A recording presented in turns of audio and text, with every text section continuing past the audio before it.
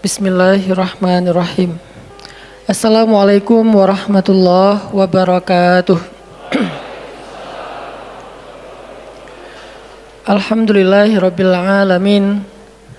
Alhamdulillahilladzi arsala rasulahu bil huda wa dinil haq liyuzhirahu 'alad dini kullihi wa kafa billahi syahida.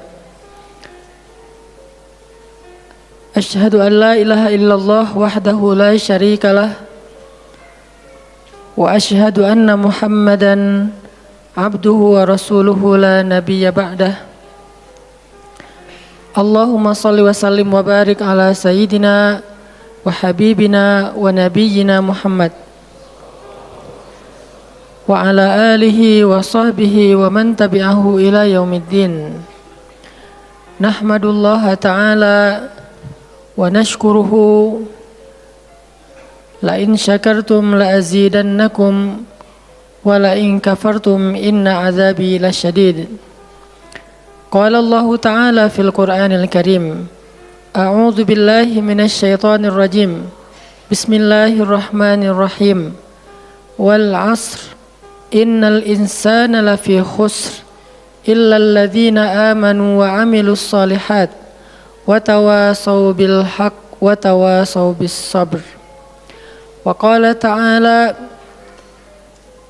alam nashrah laka sadrak wa wada'na 'anka wizrak alladhi anqadha dhahrak wa rafa'na laka dhikrak fa inna ma'al 'usri yusra inna ma'al 'usri yusra fa idza faraghta fansab wa ila rabbika farghab. Shadaqallahul azim. Teman-teman semuanya, anak muda Kota Bandung, jamaah tetap sharing time atau sharing night Rabu malam yang dirahmati Allah Subhanahu wa taala. Semua orang di dalam kehidupan dunia itu pernah atau bahkan sering merasakan lelah. Karena dunia ini adalah tempat orang bermujahadah. Semuanya diraih dengan mujahadah. Gak ada yang didapatkan di dunia ini dengan cara yang mudah. Karena tabiat dari dunia itu adalah tempat bersusah payah. Fitrahnya dunia adalah tempat orang bercocok tanam, bukan memetik hasil. Yang namanya bercocok tanam, kalau kita melihat pada kehidupan para petani atau para pekerja di ladang, di sawah, di kebun, maka kita akan melihat akan melihat kelelahan, keletihan dan kesusah payahan yang luar biasa. Itulah tabiat dunia. Berbeda dengan tabiat di surga. Di surga itu semuanya akan didapatkan dengan cara yang mudah. Bahkan sebagian riwayat mengatakan seorang perempuan di surga apabila inginkan seorang anak, maka Allah Subhanahu wa taala akan memberikan anak kepadanya saat itu juga tanpa harus bersusah payah mengandung selama 9 bulan. Saat ini pengen punya anak dengan spesifikasi tertentu, maka saat ini juga dia akan diberikan anak bayi tanpa harus mengandung 9 bulan lamanya. Tanpa harus susah-susah menyusui. Allah akan datangkan untuk dia bayi yang dia sukai, kemudian Allah datangkan orang-orang yang akan, pelayan-pelayan yang akan merawat dan membesarkan bayi itu untuk dia.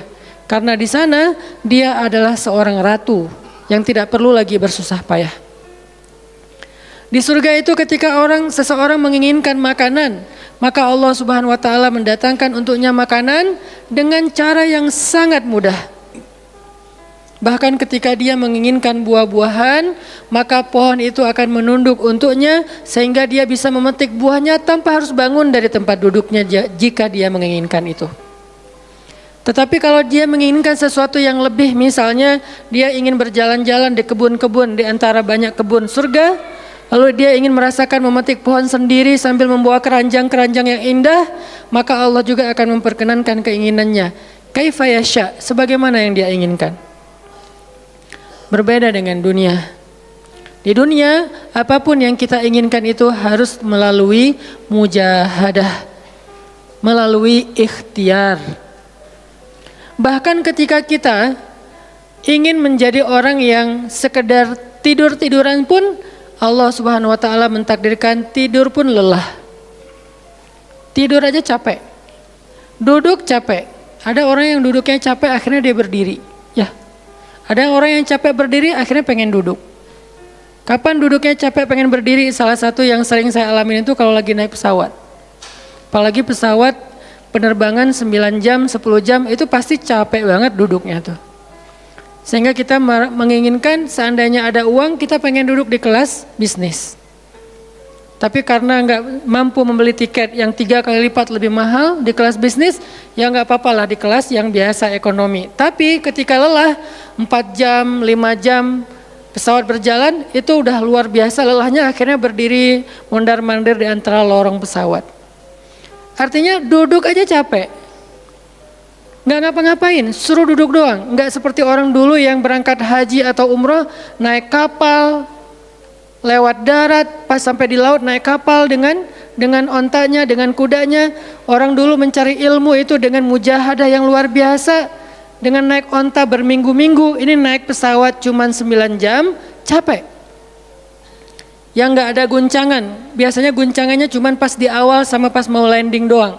Di atas udah jarang ada guncangan karena dengan ketinggian tertentu dan pesawatnya besar. Tapi itu juga capek.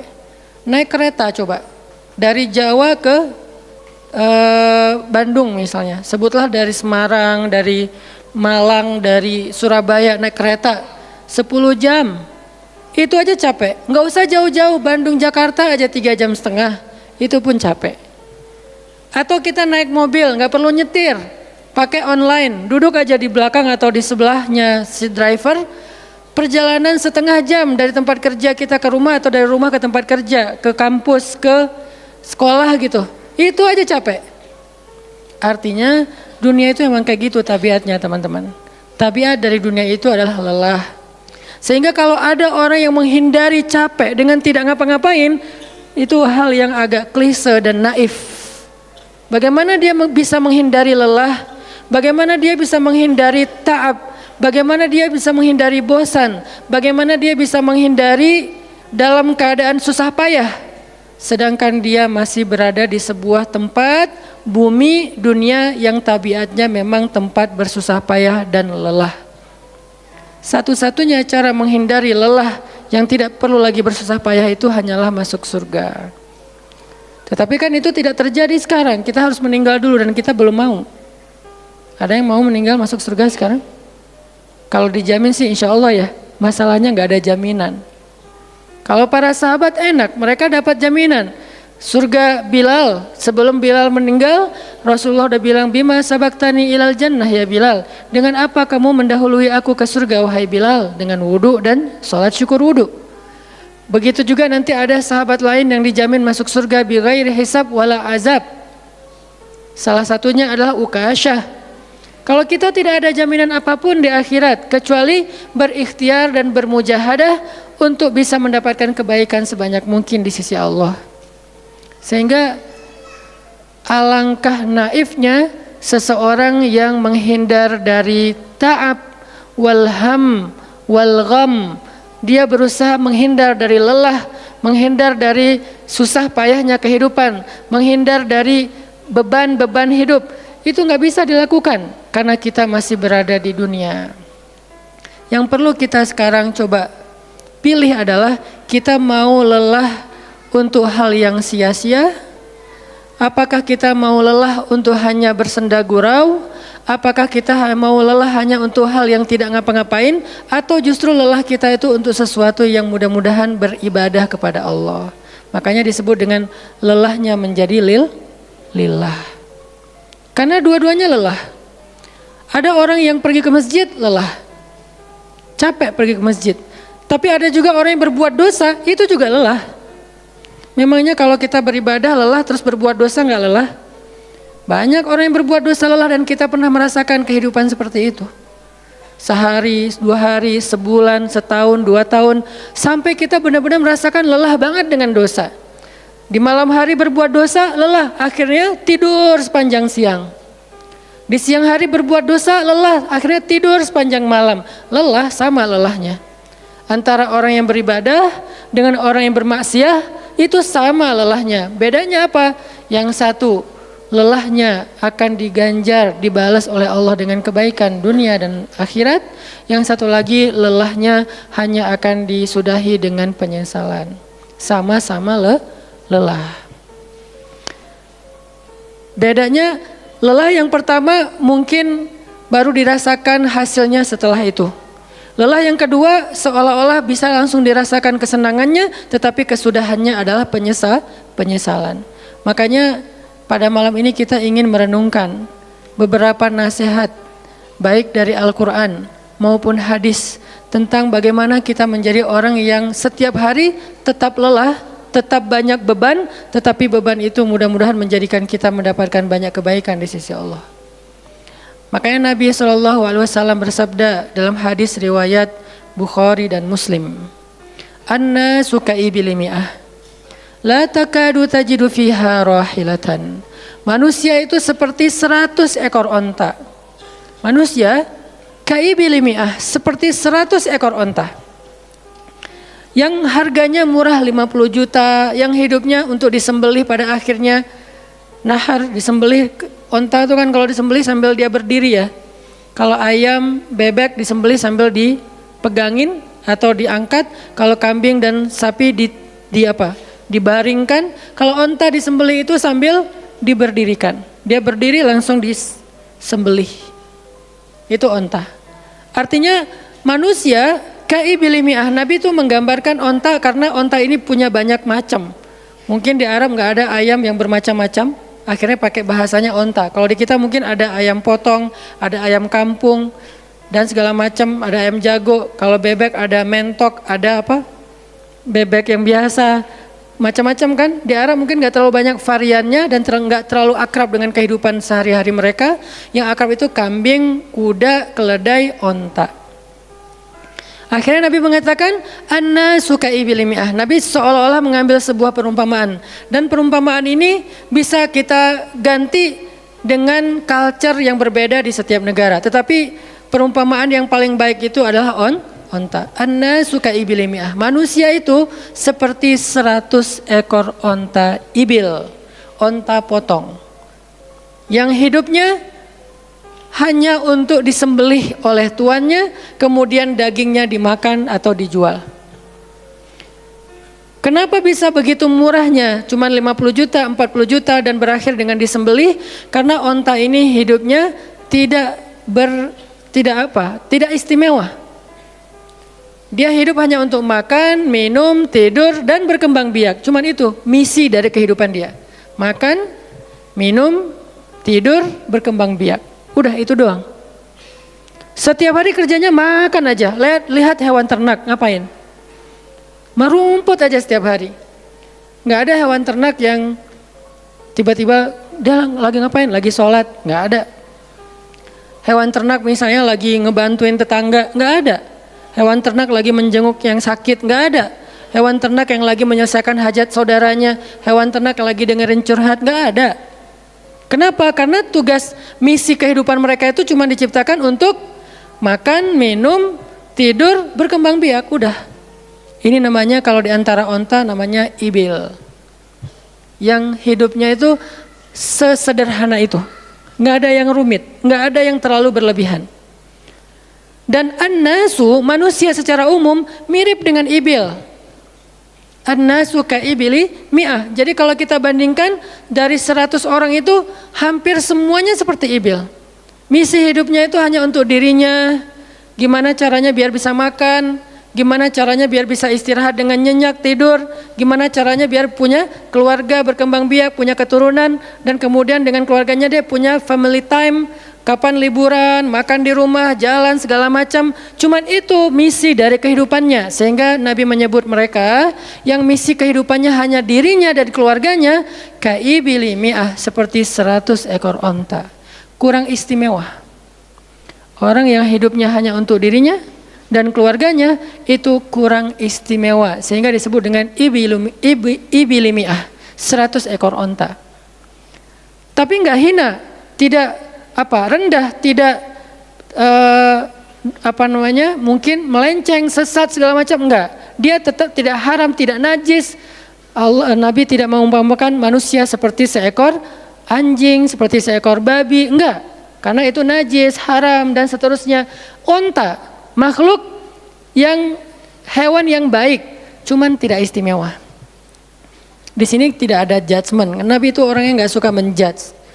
Nabi nggak mengatakan manusia ini semuanya misalnya dengan kalimat celaan, keledai, enggak. Manusia ini misalnya hewan yang najis, enggak. Nabi mengatakan an-nasu kaibil mi'ah, manusia itu seperti 100 ekor onta. La takadu tajidu fiha rahilatan. Hampir-hampir di dalam 100 ekor onta itu kamu enggak mendapati satu pun onta yang dikenal dengan nama rahilatan, rahilah. Rahilah itu dari kata rihlah. Rihlah itu udah jadi bahasa Indonesia, rihlah. Kemudian di Inggris-Inggriskan jadi traveling, trip, segala macam. Rahilah dari kata rihlah. Apa itu rahilah? Onta yang bertugas untuk membawa beban tuannya dalam perjalanan panjang, baik itu berdagang maupun berperang. Dia punya misi lain selain makan, minum, berkembang biak, terus dipotong. Enggak, misinya lebih keren. Apa? Membawa beban. Membawa beban tuannya. Itulah rahilah. Sehingga punggungnya adalah punggung yang berkah, karena di atas punggung itu ditaruhkan beban terus menerus oleh tuannya. Berangkat bebannya apa, pulangnya beban apa. Karena orang dulu kalau berangkat berniaga, berdagang ke luar negeri, itu tuh bukan berangkat bawa beban, pulang nggak bawa apa-apa karena udah diuangkan, enggak. Mereka barter konsep perdagangannya. Kalau berangkatnya bawa kain, pulangnya nanti bawa karpet. Berangkatnya bawa gandum, pulangnya nanti bawa sutra misalnya.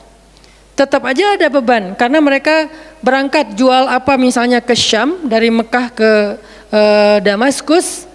Nanti pulangnya dari Damaskus ke Mekah bawa lagi barang-barang Damaskus yang bisa dijual di Mekah. Pas berangkat bawa barang Mekah yang bisa dijual di Damaskus, pas pulang membawa barang Damaskus yang bisa dijual di Mekah. Li'ila fi Quraisy ilafihim rihlatash syita'i was-saif. Rihlah syita'i was-saif. Mereka melakukan rihlah pada musim dingin dan musim panas. Itulah ilafu Quraisy, kebiasaan orang-orang Quraisy. Ilafu Quraisy, kebiasaan tradisi orang Quraisy. Apa tradisinya? Berdagang di musim dingin dan di musim panas. Barang dagangannya beda-beda. Kalau musim dingin yang dibawa itu bahan-bahan jaket, bahan-bahan untuk menghangatkan tubuh, bahan-bahan yang kalaupun dia bawa makanan yang biasa dimakan di musim dingin yang menghangatkan tubuh. Kayak misalnya jenis bubur di Arab itu ada namanya adas. Dan itu disebutkan di dalam Al-Quran, di Al-Baqarah. Wa adasiha wa basaliha, ada adas, ada bawang. Adas itu salah satu makanan kesukaan orang Arab di musim dingin. Karena kalau makan adas kayak bubur gitu, dia badannya menjadi hangat. Jadi kayak menghangatkan tubuh gitu.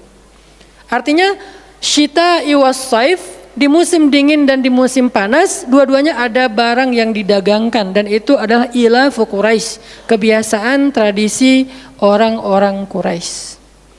Rihlah. Siapa yang akan dibawa rihlah? Apa yang akan membawa barang dagangan mereka ketika rihlah? Namanya onta rahilah. Onta yang mengangkut beban barang tuannya. Rahilatan. Sehingga onta ini adalah onta yang lebih kuat fisiknya. Onta ini onta yang lebih tangguh perjalanan walaupun mengalami badai. Onta ini onta yang lebih kuat ingatannya sehingga dia menghafal jalan yang dilaluinya. Walaupun terjadi badai dia nggak tersesat. Jarang onta rahilah tersesat. Biasanya yang tersesat itu ibil. Ibil kalau ditaruh di tengah padang pasir, terjadi badai, terus bekas jalannya ketutup dengan pasir, dia bingung. Itu ibil. Sehingga kalau kita baca cerita-cerita tentang orang yang tersesat di padang pasir, rata-rata istilahnya kalau enggak jamal ya ibil. Kalaupun ada onta rahilah yang tersesat, berarti badainya parah banget.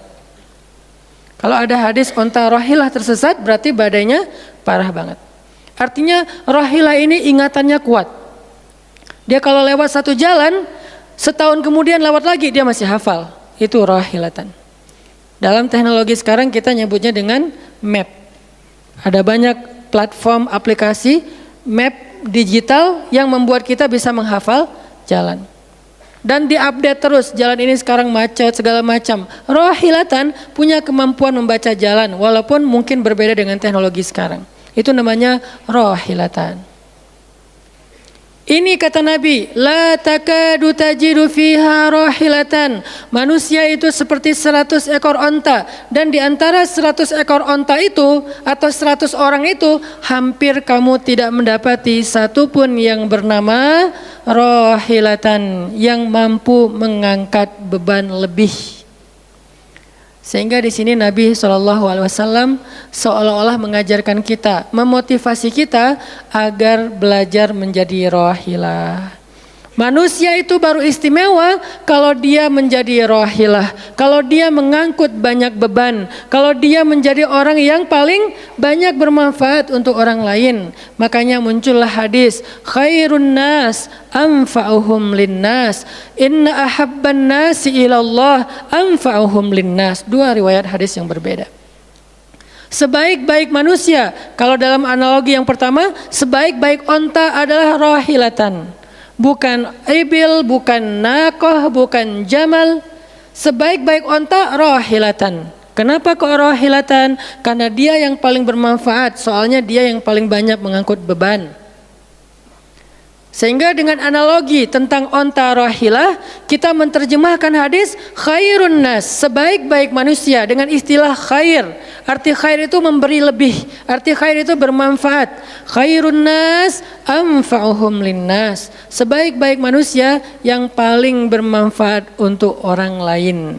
Dalam riwayat yang lain, inna ahabban nasi ilallah, sesungguhnya orang yang paling dicintai Allah di antara manusia, anfa'uhum linnas, yang paling bermanfaat untuk orang lain. Itu yang paling dicintai Allah di antara manusia. Muncul lagi hadis yang mirip, inna ahabbal a'mali ilallah sururun tudkhiluhu ala qalbi muslim. Sesungguhnya perbuatan, amal soleh, aktivitas, pekerjaan yang paling disukai Allah di antara yang kita lakukan dalam kehidupan sehari-hari adalah membahagiakan hati orang lain. Ini semuanya hadis-hadis yang memiliki makna yang sama, yaitu menjadi pengangkut beban. Lelah Ustadz, lelah. Enggak ngangkut beban, lelah juga. Ngangkut beban, lelah juga. Cuman bedanya, orang yang lelah tanpa mengangkut beban, hidupnya penuh dengan keluh kesah, tidak ada yang menghargai, tidak dimuliakan, akhirnya dia ngeluh. Ada kan banyak orang yang ngeluh karena merasa dirinya nggak dihargai orang lain. Tetap aja ngeluh. Ada juga yang ngeluh karena terlalu banyak beban, padahal dua-duanya sama-sama ngeluh, kenapa nggak memilih yang lebih baik? Memangnya kalau kita nggak ngangkut beban, kita nggak akan berkeluh kesah, ngeluh. Ngeluhnya mungkin bukan capek, ngeluhnya nggak ada yang hargai. Dan itu udah sunnatullah, kalau kita pengen dihargai, pengen dimuliakan, kita harus menjadi orang yang paling rohilah, yang paling banyak ngangkut beban. Nggak bisa kita jadi ibil tapi pengen diperlakukan seperti rohilah, itu nggak bisa. Kita tuh ibil, hidupnya untuk diri sendiri, nggak bantu siapa-siapa, nggak peduli dengan siapa-siapa, harta kita nggak bermanfaat untuk orang lain, pikiran kita nggak bermanfaat untuk orang lain, lisan kita tidak bermanfaat untuk orang lain, wawasan kita tidak bermanfaat untuk orang lain, apalagi tenaga kita nggak bermanfaat untuk orang lain, skill kita nggak bermanfaat untuk orang lain, semua tentang diri kita hampir tidak bermanfaat untuk orang lain, lalu kita ingin dihargai seperti orang yang paling bermanfaat. Ini naif, klise, nggak ada seperti ini, bukan sunnatullahnya. Karena seseorang itu diberi balasan sesuai dengan mujahadah. Al-jaza ala qadril masyaqqah, balasan tergantung susah payahnya dalam berikhtiar. Siapa yang mujahadahnya lebih, maka rewardnya lebih, jazanya lebih. Jadi saya kadang-kadang ngerasa, dulu saya juga pernah merasa kayak gitu. Kenapa kok dia dihormati saya enggak? Kita enggak boleh cemburu tanpa alasan. Seolah-olah misalnya harusnya hormati semua orang dong, nggak bisa. Itu udah fitrah manusia dan sunatullah dalam kehidupan di dunia. Kalau kita pengen dihormati orang, kita harus menjadi rohilah. Kalau kita pengen dihargai orang, kita harus jadi rohilah. Nggak bisa kita berharap dihargai oleh pasangan kita atau calon pasangan kita, tapi kita nggak punya tanggung jawab, nggak bisa. Kalau teman-teman pengen dihargai oleh pasangan halalnya, teman-teman harus mengangkat tanggung jawab yang lebih berat daripada dia. Kalau dia yang capek, kita leyeh-leyeh aja di rumah, tapi kita minta dihargai, saya kan suami. Suami itu bukan status, suami itu peran. Ada orang dia jenis kelaminnya perempuan, tapi dia suami. Kenapa? Karena dia mengambil peran laki-laki. Dan itu saya melihat banyak perempuan seperti ini, hebat dan memalukan bagi suaminya. Di beberapa tempat saya melihat suaminya di pagi hari nggak kerja, cuma nongkrong-nongkrong aja di warung. Ngopi juga itu ada uangnya, giliran untuk nafkah keluarga dia nggak punya uang, untuk ngopi, untuk rokok dia punya uang, untuk anaknya nunggak sekolahnya, untuk anaknya makanannya seadanya. Sehingga karena ini udah berjalan bertahun-tahun, akhirnya istrinya udah nggak sanggup lagi berharap kepada dia, minta cerai juga nggak dicerai-ceraikan, akhirnya istrinya ikhtiar sendiri. Istrinya jadi pembantu rumah tangga, istrinya jadi kerja ke luar negeri. Saya beberapa kali ke Hong Kong, hampir tiap 4 bulan sekali ke Hong Kong, dan selalu mendengar cerita teman-teman di Hong Kong, para pejuang-pejuang di Hong Kong itu kan 99%-nya perempuan ya. Hong Kong itu 99% lebih perempuan. Beda kan sama Taiwan, Korea itu laki-laki dan perempuan agak imbang lah. Tapi kalau Hong Kong itu bisa dibilang dari 100 pekerja 99 orangnya bahkan lebih adalah perempuan. Dan semua mereka punya masalah yang hampir sama di negerinya, di kampungnya. Masalahnya mereka terpaksa untuk berangkat ke luar negeri karena ada yang demi membiayai sekolah anak-anaknya, single parent. Kemana suaminya? Suaminya pergi dan tidak bertanggung jawab. Atau suaminya ada tapi tidak mampu mencari nafkah. Terpaksa dia kerja ke luar negeri dengan segala macam resiko. Dan banyak banget kasus di Hong Kong. Siapa juga yang mau jauh-jauh dari keluarganya, apalagi punya anak masih kecil ya. Kemarin kita baru dengar cerita seorang anak yang harus merawat ayahnya yang sakit kanker gara-gara di rumahnya nggak ada siapa-siapa, ibunya berjuang di luar negeri. Kenapa? Karena suaminya sakit. Kalau ini masih bisa kita pahami lah. Tapi kemana pamannya misalnya? Kemana misalnya kakaknya, nggak tahu punya kakak atau gimana, nggak tahu kondisi pamannya. Yang jelas bahwa ternyata kita itu dihargai itu bukan karena kita berstatus suami. Kita dihargai karena kita berperan sebagai suami, bukan berstatus sebagai suami. Kalau suami pengen dihargai, ambillah peran suami. Laki-laki pengen dihargai, ambillah peran laki-laki. Apa peran laki-laki? Tanggung jawab. Ambil sebanyak mungkin. Kalau kita udah menikah, tanggung jawab kita itu kalau mau lebih, jangan cuma istri. Ambil keluarga istri untuk kita ambil tanggung jawabnya. Adiknya istri, mungkin keluarga istri kita nggak mampu, adiknya kita sekolahin. Mertua sakit, kita biayain. Nanti siapa lagi? Keluarga besarnya ada masalah, kita biayain, kita hutangin. Kalau misalnya kita nggak sanggup memberikan hadiah atau sedekah, ambil amanah, tanggung jawab itu ambil semampu kita. Itulah contoh Rasulullah SAW. Makanya Nabi ketika sudah menikah dengan Khadijah, yang tinggal di rumah Nabi itu bukan cuma anak kandung beliau.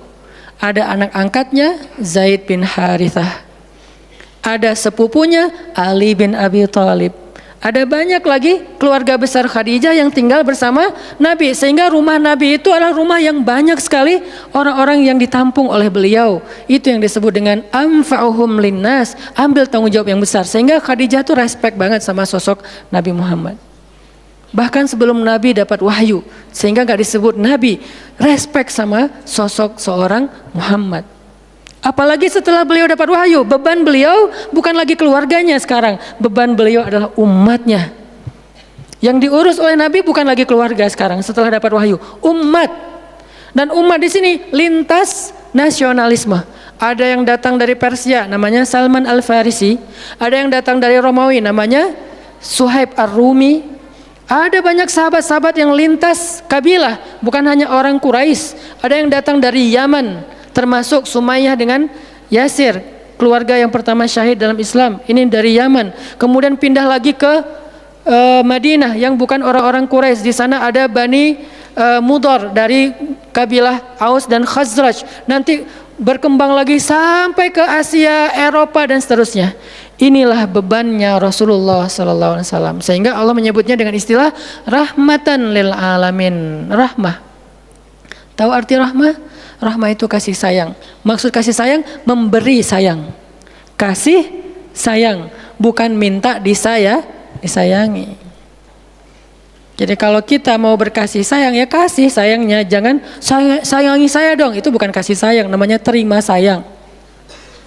Bukan kasih sayang, terima sayang, minta sayang. Itu namanya bukan rahmah, bukan mawaddah. Yang namanya rahmah kasih sayangnya. Kalau kita nggak punya sayang, berarti kita nggak punya rahmah. Apa bentuk sayang kita? Perhatian. Apa bentuk sayang kita? Perasaan. Apa bentuk sayang kita? Dengan harta. Itu sayangnya. Dan Nabi, wa ma arsalnaka illa rahmatan lil alamin. Tidaklah kami mengutus engkau Muhammad kecuali untuk menjadi kasih sayang kepada alamin. Arti rahmah dalam tafsiran yang lebih luas menyelesaikan hajat manusia seluruh alam. Seluruh alam. Itulah kenapa Nabi Muhammad menjadi orang yang paling mulia. Karena yang diambil bebannya itu bukan satu keluarga Khadijah. Bebannya itu bukan satu kota Makkah. Bebannya itu bukan cuma orang Arab. Alamin. Sehingga Allah mengatakan, wa rafa'na laka dzikrak. Kami angkat engkau menjadi manusia yang paling mulia. Karena beban yang diambilnya paling berat. Apa beban Nabi? Apakah cuma ceramah? Enggak cuma ceramah. Kalau cuma ceramah gampang. Saya pernah menjadi penceramah dan saya pernah menjadi programmer dalam dakwah. 8 tahun saya ceramah di Bandung, gampang banget. Dan kalau mau nyaman jadi ustadz, mending saya jadi penceramah aja, gampang banget. Diundang-undang, ustadz mau dijemput? Ya jemput dong, jemput. Ya, ustadz kan dijemput, jarang kita jalan sendiri, seringnya dijemput. Dan karena dia pengen memuliakan kita, dia cari di tempat itu siapa yang punya mobil paling bagus untuk menjemput ustadz. Kalau di kampung, cari siapa yang punya mobil baru yang tahun misalnya 2018 lah, kalau nggak ada 2019. Saya punya, ya udah pinjam ya untuk jemput ustaz. Oh boleh, saya senang, jemput. Kalau perlu yang punya mobilnya sekaligus jadi supirnya, jemput ustaz. Enak jadi penceramah. Jemput, tunggu di depan rumah, nggak langsung ketok. Kenapa? Nggak enak mau ngetok, biar ustaznya santai aja. Ustaznya keluar dibukain pintu. Terserah mau duduk di depan, duduk di tengah. Kalau ustadznya duduk di tengah, nggak ada yang di sebelahnya, kosong. Mau goler-goler, mau jungkir balik, bebas. Ustadz. Saya pernah ngalamin masa kayak gitu. 8 tahun, mudah banget. Diundang-undang, semua wajah tersenyum. Nggak ada yang cemberut, namanya juga ustadz. Selamat datang ustadz, alhamdulillah bisa ketemu sama ustadz, silakan. Duduk dikasih makanan yang paling baik. Dihidangkan segala macam, minuman aja 5 jenis. Sampai bingung nih mana yang mau diminum. Ustadz mau apa? Kadang-kadang beberapa teman-teman panitia yang sangat udah pro banget nanya. Ustadz itu nanya ke asisten lah atau siapa manajemen, kalau dia punya manajemen. Ustadz itu sukanya makanan apa? Disediakan makanan kesukaan ustadz. Kalau ke Bandung ustadz senangnya makan apa? Disediakan makanan khas Bandung kesukaannya ustadz. Dicari dari restoran terbaik yang ada di kota itu. Ini perlakuan terhadap ustadz, nyaman banget kalau ceramah tuh. Ceramah berapa lama? Terserah ustadz. Kalau lagi mood 3 jam. Kalau enggak lagi mood 45 menit. Ustadz kok ceramahnya cuma sebentar? Saya lelah sekali. Oh enggak apa-apa ustadz, istirahat ya ustadz, sehat terus ya ustadz. Doain. Pulang dianterin. Maaf dikasih amplop, transport segala macam. Kadang-kadang wah ngasihnya cukup untuk 2 bulan makan. Masya Allah enak. Kalau cuman yang disebut dengan rahmatil alamin itu cuman ceramah, itu bukan rahmatil alamin. Walaupun itu salah satu kebaikan. Tapi kemudian setelah 8 tahun saya berdakwah dengan ceramah, saya mengubah konsep dakwah saya menjadi programmer. Memprogram masjid. Al-Latif.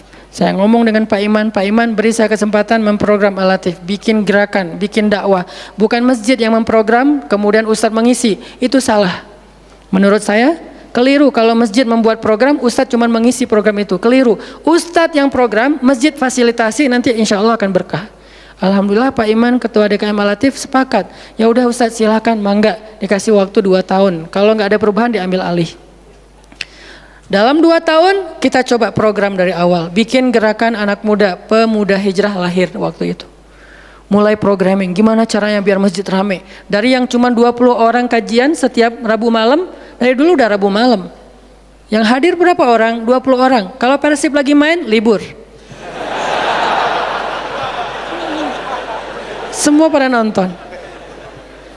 Malah sering lagi libur. Kadang-kadang Persib nggak main. Terus yang main siapa? Yang main Piala Eropa kah, Piala Champion kah, Liga Eropa, Piala Dunia, libur.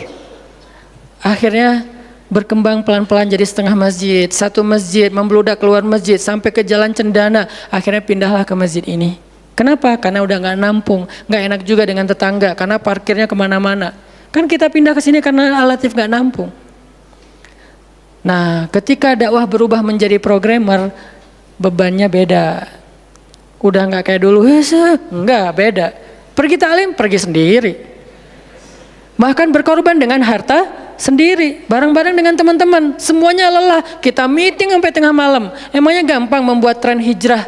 Nggak mudah teman-teman. Kita harus meeting, mikirin. Sekarang tambah lagi beban yang lain, Barisan Bangun Negeri. Para ustadz berkumpul, bikin gerakan bersama. Kita bikin Barisan Bangun Negeri, dikasih amanah untuk jadi amirnya, mikirin apa yang harus kita lakukan. Program pertama saya bilang less waste, isu lingkungan. Kenapa? Kita pengen jadiin masjid sebagai 911. Tapi pelan-pelan, nggak bisa langsung. 911 ini nanti kalau ada masalah di masyarakat, tetangga masjid yang ditelepon masjid. Anak saya sakit, telepon masjid. Ada yang meninggal, telepon masjid. Ada yang pingsan, telepon masjid. Ada yang baru diputusin, telepon masjid. Sampah ini udah darurat. Bandung ini hanya batas deadline penanganan sampah kita kalau kata Pemkot itu sampai 2023. Kalau kita nggak punya alternatif, ini akan jadi masalah besar. Jakarta, saya kemarin ke Jakarta sampai 2022, lebih cepat sedikit daripada Bandung. Artinya mereka hanya bisa menampung sampah sampai 2022. Sisanya kalau nggak ada solusi alternatif, maka akan terjadi masalah besar, tumpuk sampah di depan rumah masing-masing selama nggak usah sebulan, seminggu aja gimana rasanya? Nggak ada yang ngambil sampah di depan rumah kita, seminggu aja. Petugas sampah nggak ngambil sampah di depan kos-kosan, di depan rumah. Sehari telat aja itu udah nggak enak, apalagi seminggu, sebulan, setahun, jadi gimana? 2022, kota-kota besar rata-rata terancam dengan bom waktunya sampah. Kita angkat less waste supaya masjid menjadi salah satu media komunikasi antara Pemprov, Pemkot, pemerintah kepada publik. Kenapa? Soalnya trust publik kepada masjid itu bagus. RT RW bikin program pungut sampah edukasi dan campaign tentang sampah, yang datang sedikit. Kalau RT RW bikin program, hari Minggu yuk kita bikin gerakan pungut sampah, sedikit yang datang. Tapi masjid bikin taklim, yang datang ribuan, apalagi 2-3 tahun terakhir, alhamdulillah luar biasa. Sehingga masjid punya potensi untuk mengkomunikasikan masalah ini kepada publik. Saya ajaklah teman-teman, yuk kita bikin isu sampah dimulai dari masjid. Jalan 2, Bandung, Bintaro udah jalan. Next mau kita jalankan di Jogja, di Malang, dan di Pontianak. Seluruh masjid di Indonesia. Programming, mikir, harus ketemu dengan beberapa orang, dan habis waktu saya dalam beberapa tahun terakhir bukan untuk dakwah tablik, makanya udah jarang ceramah. Teman-teman kalau ngelihat ceramah Hanan Attaqi di Bandung cuma sekali seminggu, itu juga kalau nggak libur ya. Kajian Rabu malam. Ustaz Hanan selain Rabu malam ngapain sih? Ustaz kosong nggak? Kosong, saya bilang. Kenapa nggak mau ngisi jadwal? Kosong dari taklim tapi nggak kosong dari aktivitas. Sehari meeting bisa 5 kali. Dulu saya pernah yang kalau bahasa teman-teman tuh ngeprank jamaah, bukan ngeprank sebetulnya. Katanya Ustaz nggak datang, tiba-tiba datang kan? Itu tuh meeting 5 kali sehari, dari pagi, siang, sore, menjelang maghrib, baru beres isya. Meeting dengan siapa aja Ustaz? Banyak hal yang harus kita bereskan untuk bisa memunculkan satu program kecil. Akhirnya beres isya, saya bilang masih ada jamaah enggak? Sebagian udah pulang Ustaz, tapi yang lain masih pada nunggu, kasihan. Ya udah saya jalan aja ke sini naik motor, sampai di sini isya baru ngisi kajian. Artinya ternyata bebannya beda. Tapi rohilatan itu yang disebut dengan dakwahnya Nabi. Saya baru mengambil sebagian kecil dari Banyak varian dari dan instrumen dakwah Nabi itu cuma sebagian kecil, memprogram, baru masjid. Nabi itu alamin loh. Gimana mengubah kota Makkah yang dulunya kemusyrikan merajalela, perzinahan merajalela, kemudian anak perempuan dibunuh karena dianggap membawa sial, riba luar biasa, banyak yang dibunuh gara-gara gak mampu membayar hutang, dan perbudakan, dan banyak lagi masalah sosial. Bukan hanya masalah akidah dan ibadah. Akidah dan ibadah itu adalah inti masalahnya, kemudian merembet ke masalah sosial, biasanya kayak gitu. Kalau akidahnya melenceng, biasanya sosialnya rusak. Walaupun gak selalu kayak gitu juga sih. Karena ada di beberapa negara yang akidahnya mereka syirik, tapi sosialnya bagus. Walaupun ada problem sosial lain yang mungkin gak perlu dibahas di sini. Yang jelas awalnya berawal dari kemusyrikan, kemudian berkembang menjadi masalah ekonomi, sosial, dan seterusnya. Nabi menyelesaikan masalah kota Mekah. Gimana caranya? Mekah yang tadinya kota yang jahiliyah menjadi kota Islamiyah, kota yang Rabbaniyah, kota yang penuh dengan kebaikan. Madinah yang tadinya kota yang penuh dengan sampah, Yathrib berubah menjadi kota Munawwarah. Sekarang udah nyampah lagi. Di zaman Nabi itu benar-benar Madinah Munawwarah. Sekarang mungkin nggak sebagus di zaman Nabi, cuman bangunannya doang yang megah, tapi secara lingkungan, secara sosial nggak sebaik zaman dulu lah. Kalau bangunan itu kan bukan indikasi peradaban ya. Karena kita pernah mengalami masa peradaban Islam yang keren, nggak ada tuh bangunan pencakar langit seperti Dubai. Kita di Dubai bangunan pencakar langit, tetapi secara peradaban ada masalah di Dubai, terutama masalah sosial. Di Arab Saudi masalah lingkungannya luar biasa, salah satu penghasil sampah 10 besar di dunia. Kalau untuk masalah sampah organik termasuk 5 besar di dunia. Artinya makan sering dibuang-buang. Makanya sampah organiknya paling banyak, waste-nya paling banyak. Itu yang diselesaikan oleh Nabi di kota Mekah dan Madinah, kemudian berkembang di kota-kota lain sampai ke Irak, sampai ke Syam, sampai ke Mesir, sampai ke Eropa, sampai ke Turki, sampai ke Afrika, bahkan sampai ke Nusantara. Rahmatan lil alamin. Rahmah bukan cuma ceramah. Kalau ceramah, Nabi lebih jago dari siapapun. Orang siapapun yang berceramah itu kopas dari Nabi kan? Ada yang ceramah nggak kopas dari Nabi? Nggak ada. Kopas dari Nabi Musa? Enggak, kecuali diriwayatkan dari Nabi Muhammad, kemudian baru Nabi Muhammad meriwayatkan dari Nabi Isa dan Nabi Musa. Semuanya kopas, copy paste dari Rasulullah SAW. Artinya kalau mau ceramah, bahan Nabi itu banyak banget. Dan kalau Nabi mau ceramah, yang ngundang pasti banyak banget. Jadilah Nabi dai sejuta umat. Capek pasti setiap hari 5 kajian. Nabi lagi di mana? Lagi di Syam. Sampai 2 tahun ke depan jadwal ceramah penuh. Kalau Nabi mau kayak gitu. Tapi ternyata Nabi bukan cuma ceramah, memprogram umat. Ada yang masalah datang ke Nabi, ya Rasulullah, saya diceraikan oleh suami saya dengan bahasa, kamu bagi saya seperti ibu saya, zihar. Nabi bingung nih, gimana nih zihar? Kok suaminya gitu banget sih sama dia? Ya udah, berarti kamu sudah diceraikan oleh suamimu. Sabar ya, dinasihati, disabar-sabarin sama Nabi. Dia pulang turun ayat surat Al-Mujadalah tentang bab zihar. Ada lagi yang datang rame, dia yang salah, saya yang salah, dia yang salah. Akhirnya didamaikan sama Nabi. Nabi mau takbir nih, pergi ke masjid mau sholat berjamaah, mau takbir. Ya Rasulullah, di Bani Salamah ada masalah, mereka hampir berperang, nggak jadi takbir, pergi ke Bani Salamah menyelesaikan hajat mereka. Datang-datang jamaah udah sholat, Nabi sholat yang jamaah yang kedua. Artinya rahmah, ngambil beban umat. Belum lagi nanti beban umat yang tertindas di antara Bani Israel, di luar negeri, di Yaman, di Syam. Yang Nabi mengutus para sahabat untuk menyelesaikan hajat-hajat mereka.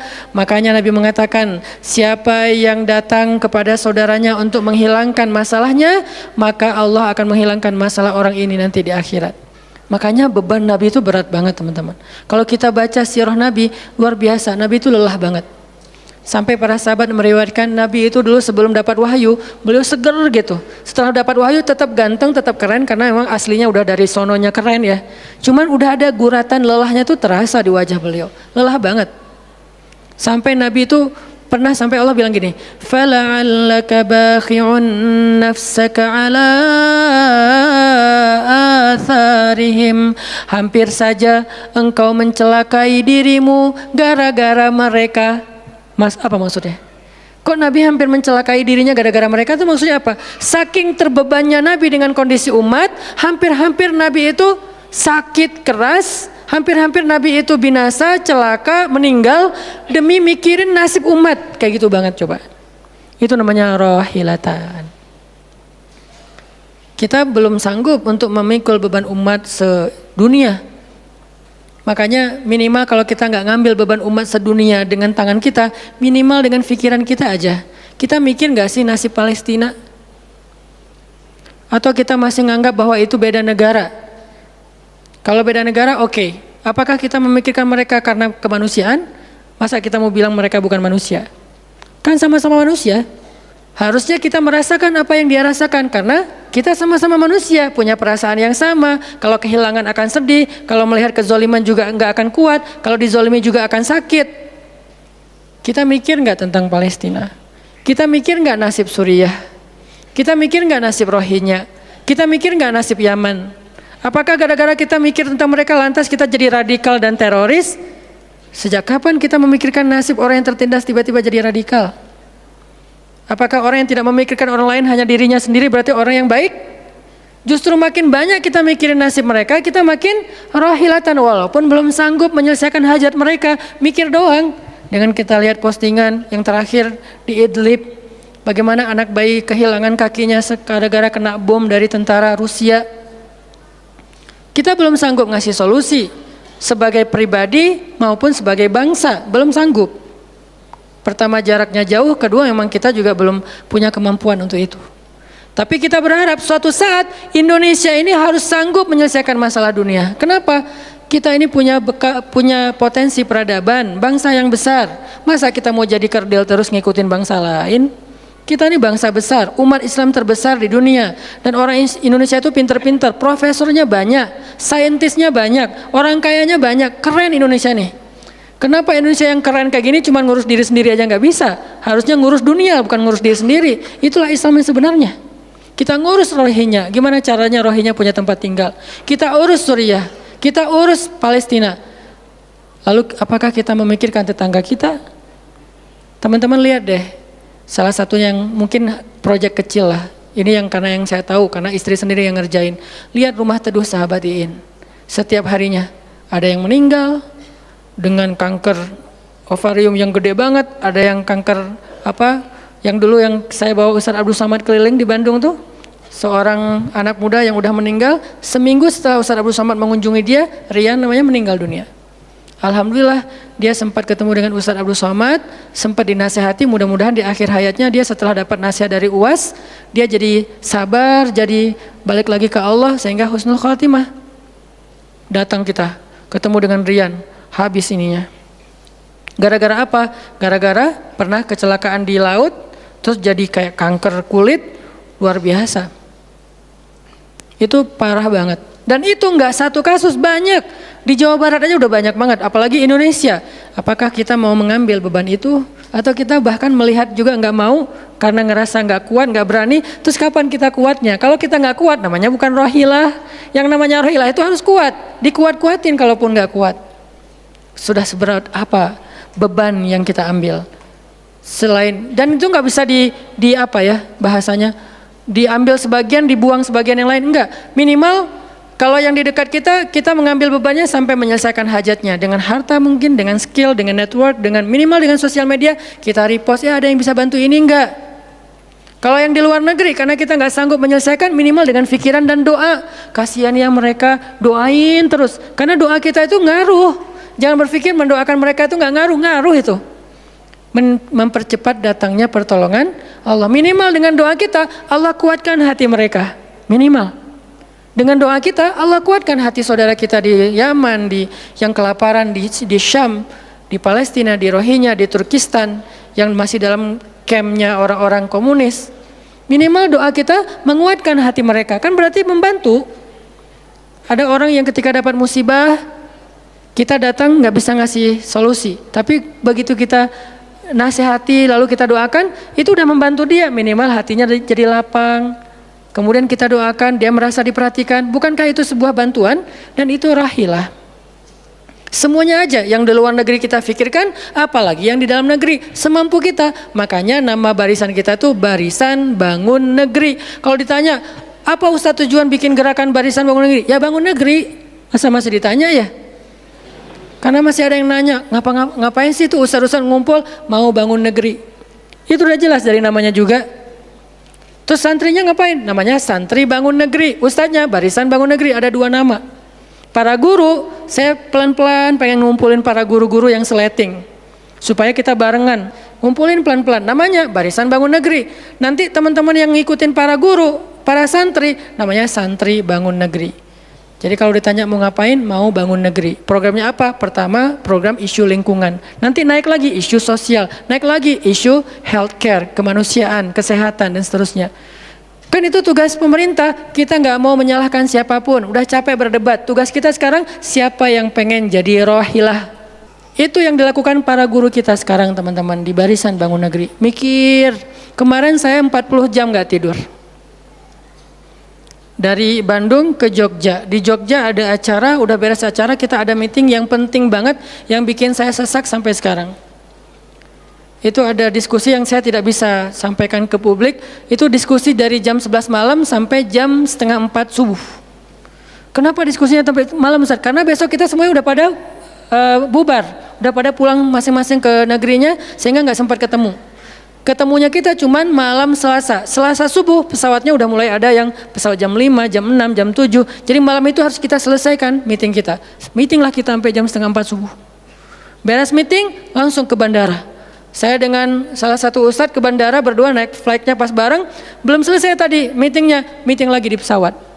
Dari Jogja ke Jakarta. Di Jakarta saya ketemu dengan beberapa teman-teman yang pengen mendukung program pesantren yang sedang kita dari setahun yang lalu ingin kita buat. Tapi juga belum cukup untuk membebaskan lahan. Karena kita butuh 15 M membebaskan lahan. Alhamdulillah udah terkumpul sekitar 2 M. Masih jauh dari target. Baru membebaskan lahan. Belum membangun. Akhirnya bahasa istri saya ngamen di Jakarta dari pagi, siang, sore, malam. Malam pulang. Di kereta juga diskusi lagi sama istri karena ada beberapa program yang harus kita bereskan. Sampai rumah jam 12 malam. Jadi 1 hari setengah. Hampir 2 kali 24 jam baru istirahat. Itu kalau programming. Beda dengan ceramah. Diundang ke Jogja. Ustaz ceramahnya di Jogja. Oke, jam berapa? Isya. Ya udah saya datangnya maghrib. Terbang jam 5 sampai di sana maghrib. Ceramah, beres ceramah saya tidur. Gampang kan? Beres ceramah jam 11 malam balik ke hotel. Dipesankan hotel sama panitia. Hotelnya mau yang gimana Ustaz? Terserah, yang dekat-dekat aja biar nggak capek di jalan. Oh ya Ustaz, dikasih hotel biasanya yang enak, yang deluxe. Masuk ke hotel, mandi air hangat. Ya. Beres mandi air hangat, pesan makanan online. Karena tadi belum makan, misalnya kalau telat makan juga, pesan datang ke kamar. Kadang-kadang saya cuma pesan 1 jenis, mereka pesan 3 jenis. Saya belum makan, lapar, boleh nggak pesan sate? Oh boleh Ustaz. Datang sate, datang mie godok, datang apa, banyak. Semuanya ditaruh di depan kamar. Ustaz, ini udah ada makanannya. Masya Allah makanannya banyak gini. Kalau cuma ceramah, habis makan jam 12, tidur. Bangun sholat subuh, beres subuh, olahraga. Ya, karena di hotel treadmill. Beres treadmill, berenang. Beres berenang, breakfast. Beres breakfast, terbang ke Bandung. Kan enak ya? Kalau cuman ceramah. Jadi kerjanya cuman 1,5 jam pas ceramah. Itu juga santai. Namanya juga ceramah gampang. Tapi kalau programming, buat program kayak tadi ceritanya, meeting nggak beres-beres. Sampai enak dengan meeting. Kopi entah berapa gelas. Ada yang digulaan, ada yang nggak digulaan. Ada yang pakai susu, ada yang nggak pakai susu. Sampai diistilahkan yang nggak pakai susu kopi akhi, yang pakai susu kopi ukhti. Semua jenis kopi. Artinya rohilatan. Ternyata memang benar kata Nabi, manusia itu seperti 100 onta, sedikit yang rohilatan. Makanya sekarang kita mau milih mau jadi rohilatan atau mau jadi 100 onta. Dimulai dari hal yang kecil. Saya ngajak teman-teman, yuk kita jadi rohilah, kita angkat beban negeri kita, beban bangsa kita. Saya pengen banget masjid itu jadi kayak rumah teduh. Sekarang yang menjalankan pasien kanker kurang mampu se-Jawa Barat, salah satunya rumah teduh itu. Yang sekarang ada 15 rumah dengan sekitar 300 pasien. Yang setiap kali operasi itu 40 juta. Karena kalau pakai BPJS antrinya setahun. Sehingga harus pakai jalur normal. Dan beberapa di antara mereka belum sanggup untuk membayar cicilan BPJS sehingga nunggak nggak bisa pakai. Kita selesaikan. Harusnya itu dilakukannya oleh masjid. Kenapa? Karena potensi zakat, infak, sedekah, kenceleng masjid gede. Jangan cuma dipakai buat renov. Jangan cuma dipakai buat pengumuman hari Jumat. Kenceleng minggu ini 300 juta. 300 juta di sebelah masjid ada orang lapar. Berarti ngapain 300 juta teh? Harusnya 300 juta itu kenceleng minggu ini. Harusnya 300 juta. Tapi tinggal 10 juta. Kenapa? Beban umat diangkat semua sama masjid. Itu cita-cita kita, pengennya masjid itu menjadi, makanya ada hashtag masjid peradaban. Apa masjid peradaban? Masjid rohilah, masjid yang mengangkat beban umat, bukan cuma membuat program jihad, pengajian hari Ahad. Udah lewat lah masa kayak gitu-gitu, udah nggak keren. Nih saya tantang masjid-masjid yang ada di Indonesia, jangan hanya fokus dengan taklim. Taklim itu udah banyak dan mudah melakukannya, kurang challenging. Coba masjid mikirin masalah sekitarnya, satu masjid mikirin satu RW kalau masjidnya kecil. Kalau masjidnya masjid kecamatan, mikirin satu kecamatan. Kalau udah beres dengan kecamatannya, nggak ada lagi masalah, pergi ke kecamatan sebelah. Kolaborasi dengan masjid kecamatan sebelah, yuk selesaikan masalahnya. Bisa banget kalau masjid mau. Tapi serahkan programnya ke ustadz yang ngerti harokah, yang ngerti pergerakan. Dan sekarang udah banyak ustadz yang ngerti pergerakan. Baru kita akan melihat Indonesia yang luar biasa. Terus apa yang bisa kami lakukan Ustadz? Yuk bareng-bareng dengan saya, dengan pemuda hijrah, dengan para guru barisan bangun negeri, kita bangun deh Indonesia semampu kita. Dengan apa? Dengan skill kita masing-masing, dengan potensi kita masing-masing. Ada yang punya harta dengan hartanya, ada yang punya kemampuan skillnya dengan skillnya. Saya udah berkali-kali menjelaskan, skill itu untuk dakwah penting, bukan hanya penceramah. Nah, mau nggak nih teman-teman? Yuk kita bangun Indonesia. Sekarang kita mikirin apa yang bisa kita lakukan untuk Indonesia, masing-masing dengan potensi kita. Karena kita anak masjid, anak masjid. Karena kita banyak sering ke masjid, ya udah kita bangun Indonesia dengan cara masjid. Dan ternyata cara masjid itu bukan cuma Allahu Akbar dan Subhanallah, salam, enggak. Yang dibicarain di masjid itu bukan cuma juz-juz Al-Quran, tapi masalah umat. Karena Nabi membicarakan masalah umat itu di Masjid Nabawi. Yang kita pengen ke sana, berharap banget bisa umroh. Apakah di Masjid Nabawi itu cuma ada raudhah kemudian orang berdoa egois banget pengen masuk surga sendiri? Enggak. Di raudhah itu Nabi dengan Jibril bicara tentang umat. Gimana caranya umat ini selesai masalah mereka. Sampai ke penjuru dunia. Yang terjajah dibebaskan dari penjajahan, yang terzolimi dibebaskan dari kezoliman. Itu namanya rahilah. Saya yakin di sini banyak potensi dan skill yang keren-keren. Coba berikan skillnya untuk dakwah, dedikasikan skillnya untuk agama. Yang kalau kita dedikasikan untuk agama, insya Allah untuk bangsa dan negara udah pasti. Karena agama kita itu bukan agama ritual. Agama kita ini adalah agama kehidupan. Sehingga yang ada di dalamnya bukan cuma bab sholat, tetapi juga bab orang sakit. Dan kita tahu banyak hadis tentang itu, bab lingkungan, dan kita mulai tahu hadis-hadis tentang itu. Yuk kita dedikasikan skill kita, potensi kita, harta kita untuk agama Allah. Kita angkat beban umat bareng-bareng. Karena kalau saya ngangkat sendiri, saya paling-paling ngangkat sanggupnya itu 100 kilo. Itu juga udah ngos-ngosan. Tapi kalau kita ngangkat bareng-bareng, bisa bertonton beban umat kita angkat.